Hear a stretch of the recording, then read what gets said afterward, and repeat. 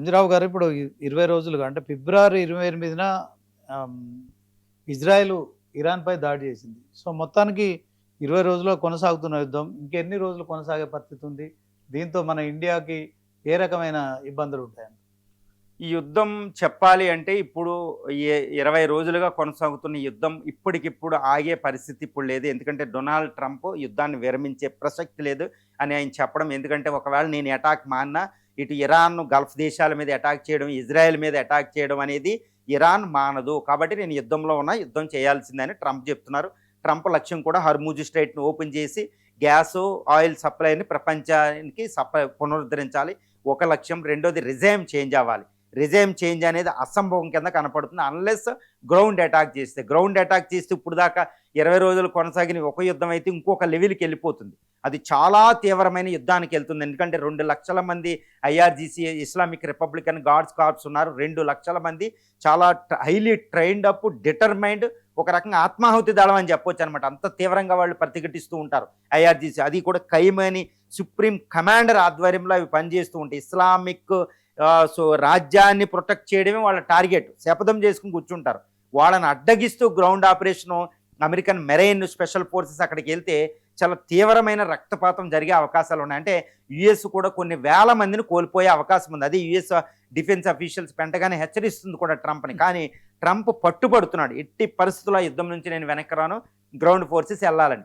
Ground ఫోర్సెస్కి వెళ్తే ఆ యుద్ధం ఇప్పుడు అవ్వదండి. 45 రోజులైనా మినిమం గ్రౌండ్ ఫోర్స్ ఫైట్ చేసే అవకాశాలు ఉన్నాయి. కానీ యుఎస్ గ్రౌండ్ ఫోర్సులు అటాక్ చేస్తే ఐఆర్జీసీ తట్టుకోవడం అనేది కష్టం అవుతుంది. ఎందుకంటే యుఎస్ స్పెషల్ ఫోర్స్ ఒకటే వెళ్ళవు. యుఎస్ నేవీ వెళ్తుంది, యుఎస్ ఎయిర్ ఫోర్స్ ఉంటుంది. ఇప్పటికే ఇరాన్ ఏంటంటే గగనతలం మొత్తం కోల్పోయింది. ఎయిర్ డిఫెన్స్ సిస్టమ్ మొత్తం ఇజ్రాయెల్, అమెరికా చేతిలోకి ఎయిర్ డిఫెన్స్ సిస్టమ్ మొత్తం వెళ్ళిపోయింది, ఎయిర్ సుపీరియారిటీ. కాబట్టి ఎయిర్ ఫోర్స్ హెల్ప్ చేస్తే తర్వాత నేవీ హెల్ప్ చేస్తూ ఉంటుంది అనమాట. కాబట్టి యునైటెడ్ స్టేట్స్ ఆఫ్ అమెరికాయే తప్పనిసరిగా ఐఆర్జీసీ మీద పై ఎత్తు సాధిస్తాయి. ఎందుకంటే ఈ ఐఆర్జీసీ ఫోర్సెస్ మొత్తం నాశనం అవ్వ, కానీ గెరిల్లా వార్ఫేర్కి వాళ్ళు అజ్ఞాతంగా వెళ్ళిపోతారు. ఒకప్పుడు తాలిబాన్, వియత్నాం ఫోర్సెస్ వెళ్ళిపోయినప్పుడు వియత్నాం యుద్ధం చూసినా, తాలిబాన్ యుద్ధం చూసినా, తర్వాత యుఎస్ఎస్ఆర్ 1979లో ఆఫ్ఘాన్ మీద అటాక్ చేసినప్పుడు అప్పుడు ముజాహిద్దీన్లు వెళ్ళిపోయిన విధానం చూస్తే ఐఆర్జీసీ గెరిల్లా వార్ఫేర్కి వెళ్ళిపోయే అవకాశం ఉంది. గెరిల్లా వార్ఫేర్కి వెళ్తే అది సుదీర్ఘకాలం వెళ్ళద్ది. కానీ అమెరికా మాత్రం ఒక తాత్కాలిక గవర్నమెంట్ని అయితే పెట్టగలిగిద్ది.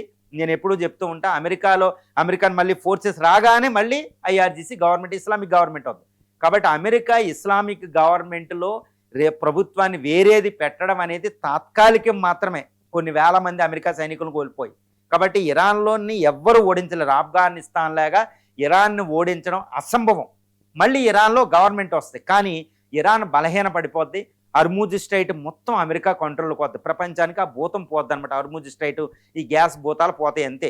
కానీ అమెరికా మాత్రం అక్కడ తీవ్రమైన నష్టంతో వెనక్కి వెళ్ళాలి. ఇప్పుడు ఆఫ్ఘనిస్తాన్ నుంచి 2021లో వెళ్ళినప్పుడు చాలా తీవ్రమైన అవమానం దానికి.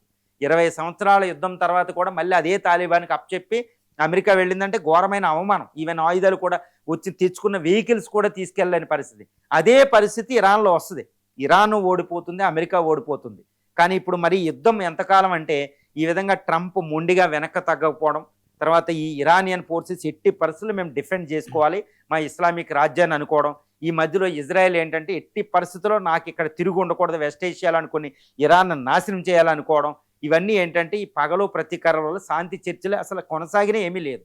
కాబట్టి యుద్ధం మే ఎండింగ్ వరకు ఈ యుద్ధం కొనసాగే అవకాశం ఉంది. ఇవన్నీ నేను పరిశీలించిన తర్వాత అన్ని జాగ్రత్తగా అవగాహన చేసుకున్న తర్వాత నేను చెప్పేది ఏంటంటే మే ఎండింగ్ వరకు యుద్ధం కొనసాగే అవకాశం ఉంది. అలాగే కొనసాగితే ప్రపంచ ఆర్థిక వ్యవస్థ 2026లో కరోనా టైప్ ఆర్థిక వ్యవస్థ అయిపోతుంది.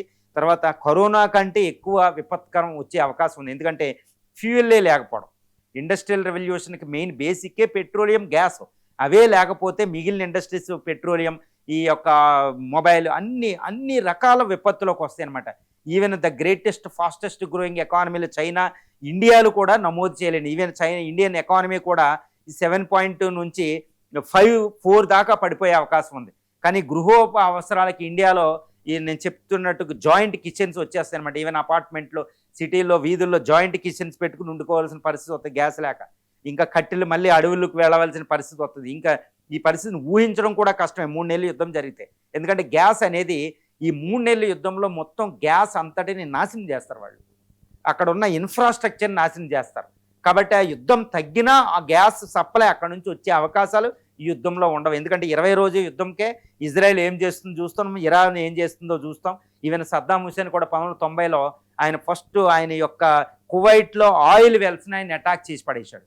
కాబట్టి యుద్ధం ఏంటంటే ఆస్తుల మీదే అటాక్ చేసుకుని, భవిష్యత్తు ఆస్తులు ఏంటంటే వాళ్ళ గ్యాస్, దాన్ని అటాక్ చేసుకుంటారు. కాబట్టి యుద్ధం వచ్చే 3 నెలల పాటు కొనసాగే అవకాశం ఉంది. అందుకని ఇండియా కూడా వారి cabinet committee on security prime minister నేతృత్వంలో ఒక ఎమర్జెన్సీ ఈ కంటింజెన్సీ స్టెప్స్ తీసుకునే అవకాశం ఉందని చూస్తున్నారు. ఎందుకంటే ఆయిల్ వస్తుంది, కానీ ఆయిల్ రేటు $200 దాకా పెరిగిపోయే అవకాశం ఉంది, క్రూడ్ ఆయిల్. కానీ గ్యాస్ మాత్రం మనకు రాదు.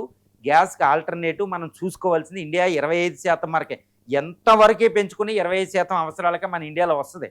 బయట నుంచేమో చాలా హెవీ రేటు, అది కూడా రష్యా కూడా యూరోపియన్ యూనియన్కి ఇవ్వాలి, ఎన్నో దేశాలకు ఇచ్చింది. అంత ప్రొడక్షన్ రష్యాలో లేదు. యుఎస్ దాని అవసరాలే ఎక్కువ దాని ఉత్పత్తి కంటే. కాబట్టి ప్రపంచం చాలా విపత్కర పరిస్థితిలోకి వెళ్ళిపోయే అవకాశం ఉంది. ఈ యుద్ధం ఇంకొక 3 నెలల పాటు కొనసాగే అవకాశం ఉంది.